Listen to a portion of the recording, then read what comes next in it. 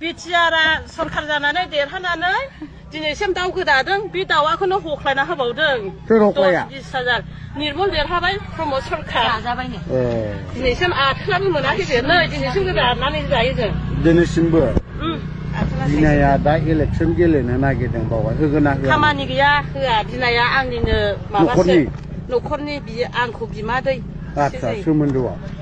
दाउ बेदरखौ आं खोन्थानो हानाय नंला स्ट्रेक जायो नालाय थै नुजाब्ला ओंखायनो खोन्थाथ'ला होमबालाय बेनो भट होमारथारा होमबा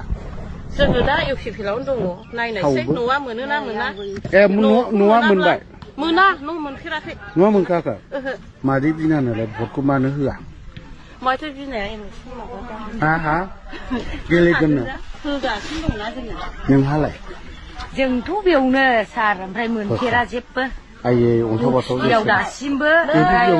जेबो मोनफेरा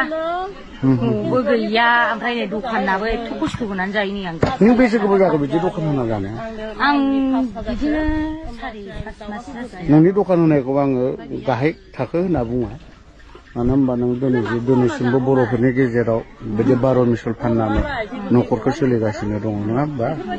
दा इउपिपिआ होनदोंमोन नालाय दानि सरखार गोदाना बिदि दखान सखान होना जानाङा होनना बुंदोंमोन जेबोथ' होआखै जेबो गैया मोनफेराखै आं मालाबा गैया नों मोनाखै न'आव बायला जिलाबाबो जेबो गैफेरा मोनफेराखैनो हाउसिंबो गैया